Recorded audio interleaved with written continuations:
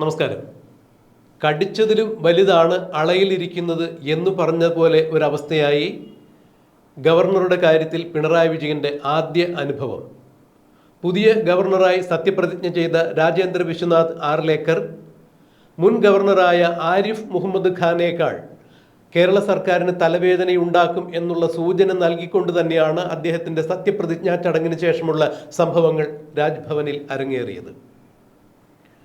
മുൻ ഗവർണറായിരുന്ന ആരിഫ് മുഹമ്മദ് ഖാൻ RSSനോട് അനുഭാവമുള്ള ആൾ മാത്രമായിരുന്നു എങ്കിൽ പുതിയതായി വന്നിരിക്കുന്ന രാജേന്ദ്ര വിശ്വനാഥ് ആർലേക്കർ എന്ന ഗവർണർ RSSന്റെ പ്രചാരകനായിരുന്നു, RSSന്റെ സജീവ പ്രവർത്തകനായിരുന്നു, BJPയുടെ മന്ത്രിയും സ്പീക്കറുമായി ബീഹാറിലും ഗോവയിലുമെല്ലാം സേവനമനുഷ്ഠിച്ചിട്ടുള്ള ആൾ തന്നെയാണ്.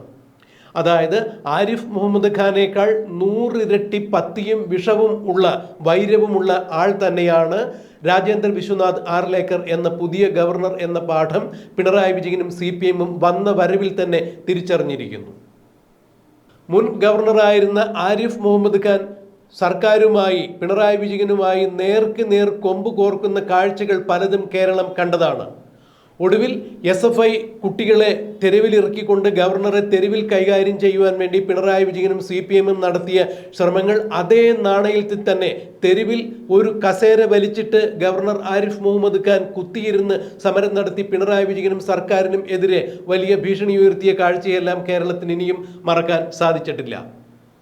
എന്നാൽ പുതിയ ഗവർണർ ആർലേക്കർ ചുമതലയേറ്റ ഉടനെ തന്നെ പിണറായി വിജയന്റെ മുഖത്തടിക്കുന്ന രീതിയിലുള്ള പ്രവൃത്തികളുമായി തന്നെയാണ് അദ്ദേഹത്തിന്റെ ഔദ്യോഗിക ജീവിതം ആരംഭിച്ചത്. പുതിയ ഗവർണറായ ആർലേക്കറുടെ സുരക്ഷാ ഭടന്മാരെയെല്ലാം അടിമുടി നീക്കുന്ന രീതിയാണ് പിണറായി വിജയൻ ആദ്യമേ തന്നെ കൈക്കൊണ്ടത്. അതായത് രാജ്ഭവനിൽ ഗവർണറുടെ സുരക്ഷയ്ക്ക് വേണ്ടി നിയോഗിച്ചിരുന്ന പല ഉദ്യോഗസ്ഥന്മാരെയും, ആരിഫ് മുഹമ്മദ് ഖാന്റെ കാലത്ത് തന്നെ നിയോഗിച്ചിരുന്ന പല ഉദ്യോഗസ്ഥന്മാരെയും മാറ്റി നിയമിച്ച് ഇപ്പോൾ സർക്കാരിന് താല്പര്യമുള്ള ആളുകളെ മാത്രമാണ് ആർലേക്കറുടെ സുരക്ഷാ സൈന്യത്തിൽ ഉൾപ്പെടുത്തിയിരിക്കുന്നത് എന്നുള്ളതാണ് ആർലേക്കറെ ഏറ്റവും കൂടുതൽ ചൊടിപ്പിച്ചത്. കേരളത്തിന്റെ ക്രമസമാധാന ചുമതലയുള്ള ADGP മനോജ് എബ്രഹാമിനെ നേരിട്ട് ആർലേക്കർ വിളിച്ചു വരുത്തുകയായിരുന്നു. എന്തുകൊണ്ടാണ് തൻ്റെ സുരക്ഷാ ഉദ്യോഗസ്ഥരെ മാറ്റി പുതിയ സുരക്ഷാ ഉദ്യോഗസ്ഥരെ വെച്ചത് എന്നാണ് അദ്ദേഹം ADGP മനോജ് എബ്രഹാമിനോട് ചോദിച്ചത്. അതായത് ആർലേക്കർ പുതിയ ഗവർണറായി സ്ഥാനമേൽക്കുമ്പോൾ ആർലേക്കറുടെ പരിപാടികൾ എന്തൊക്കെയാണ് രാജ്ഭവനിൽ നടക്കുന്ന കൂടിക്കാഴ്ചകളുടെ വൃത്താന്തങ്ങൾ, ഇതൊക്കെ അപ്പോൾ പിണറായി വിജയനെയും CPMനെയും അറിയിക്കത്തക്ക രീതിയിൽ അവരുടേതായുള്ള ചില കങ്കാണികളായ ഉദ്യോഗസ്ഥരെയാണ് പുതിയതായി വന്ന ഗവർണറുടെ സുരക്ഷാ സേനയിൽ പിണറായി വിജയൻ ഉൾപ്പെടുത്തിയത്. ഇത് തിരിച്ചറിഞ്ഞ ആർലേക്കർ ആ നിമിഷം തന്നെ ADGP മനോജ് എബ്രഹാമിനെ വിളിച്ചു വരുത്തി തൻ്റെ സുരക്ഷാ സൈനികരിൽ എന്തുകൊണ്ടാണ് മാറ്റം വരുത്തിയത്, മാറ്റിയ ഉദ്യോഗസ്ഥരെ, അതായത് പഴയ ഉദ്യോഗസ്ഥർ ആരൊക്കെയാണോ അവരെ ഉടനടി നിയമിക്കണം എന്നുള്ള ഓർഡറാണ് ADGPക്ക് പുതിയ ഗവർണറായ ആർലേക്കർ കൊടുത്തത്. ഫലത്തിൽ പുതിയ ഗവർണർ ചുമതലയേറ്റ് ഉടനെ തന്നെ പിണറായി വിജയന്റെ മുഖത്ത് കരണത്ത് ആഞ്ഞടിച്ചുകൊണ്ടാണ് അദ്ദേഹം ചാർജ് എടുത്തത് എന്നുള്ളതാണ് ഇതിൽ നിന്നും മനസ്സിലാക്കാൻ സാധിക്കുന്നത്. ആർലേക്കർ കേരള ഗവർണറായി എത്തുന്നതിന് മുമ്പ് ബീഹാറിൽ ഗവർണറായി സേവനമനുഷ്ഠിച്ചിട്ടുള്ള ആൾ തന്നെയാണ്. BJPയുടെയും RSSന്റെയും സജീവ പ്രവർത്തകനാണ്. അതുപോലെ തന്നെ അവരുടെ ഏറ്റവും അടുത്ത വിശ്വസ്തനായ നേതാവ് കൂടി തന്നെയാണ്. ക്രിസ്ത്യൻ ഭൂരിപക്ഷ പ്രദേശമായ ഗോവ BJPക്ക് വിളനിലമായി മാറ്റിയെടുക്കുന്നതിൽ മനോഹർ പരീക്കറിനോടൊപ്പം തന്നെ നിന്ന് പോരാടിയ ആൾ തന്നെയാണ് രാജേന്ദ്ര വിശ്വനാഥ് ആർലേക്കർ. ഗോവ പോലുള്ള ഒരു സംസ്ഥാനത്തെ BJPയുടെ വിളനിലമാക്കി മാറ്റാൻ സാധിച്ചുവെങ്കിൽ കേരളത്തിലേക്ക് ആർലേക്കർ വിട്ടതിൽ കൃത്യമായി കേന്ദ്രത്തിനും നരേന്ദ്രമോദിക്കും അമിത്ഷായ്ക്കും ഒരു അജണ്ടയുണ്ട്. ഈ അജണ്ട നടപ്പാക്കുന്നതിന് വേണ്ടി തന്നെയാണ് ആർലേക്കറെ കേരളത്തിലേക്ക് പറഞ്ഞയച്ചിരിക്കുന്നത്. മുൻ ഗവർണറായിരുന്ന ആരിഫ് മുഹമ്മദ് ഖാൻ പിണറായി വിജയൻ ഉണ്ടാക്കിയ തലവേദന ചെറുതൊന്നുമല്ല. സർവകലാശാല വൈസ് ചാൻസലർ അടക്കമുള്ള വിഷയങ്ങളിൽ പിണറായി വിജയനെ വെള്ളം കുടിപ്പിച്ച മറ്റൊരു ഗവർണർ ഇതുപോലെ കേരളത്തിൽ ഇതിനു മുമ്പ് ഇരുന്നിട്ടില്ല എന്ന് വേണം മനസ്സിലാക്കാൻ. എന്നാൽ ആരിഫ് മുഹമ്മദ് ഖാനേക്കാൾ 100 ഇരട്ടി വീര്യമുള്ള നേതാവ് തന്നെയാണ്, ഗവർണർ തന്നെയായിരിക്കും ആർലേക്കർ എന്ന കൃത്യമായ സൂചന നൽകിക്കൊണ്ട് തന്നെയാണ് തൻ്റെ സുരക്ഷാ സൈനികരെ എന്തിനു മാറ്റി എന്ന് പിണറായി വിജയനോട് ചോദിച്ചുകൊണ്ട് മാറ്റിയ സുരക്ഷാ സൈനികരെ മണിക്കൂറുകൾക്കകം തിരിച്ചു നിയമിക്കണം എന്ന് പറഞ്ഞുകൊണ്ട് ആർലേക്കർ ADGP മനോജ് എബ്രഹാമിനെ വിളിച്ച് ശാസനാരൂപത്തിൽ ഉത്തരവിറക്കിയത്.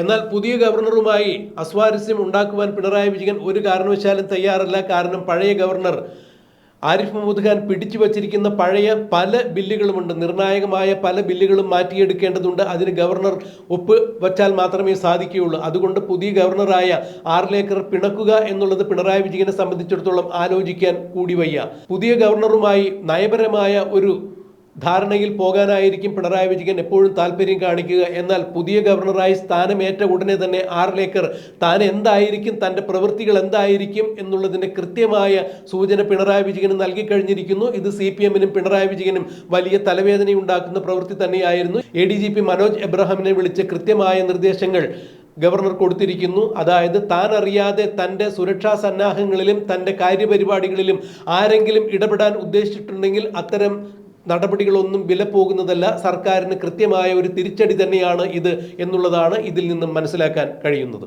വാർത്തയുടെ ആമുഖത്തിൽ പറഞ്ഞതുപോലെ കടിച്ചതിലും വലുത് അഥവാ പിടിച്ചതിലും വലുതാണ് അളയിലിരിക്കുന്നത് എന്ന അനുഭവം തന്നെയാണ് ഇപ്പോൾ പിണറായി വിജയന് വന്നുപെട്ടിരിക്കുന്നത്.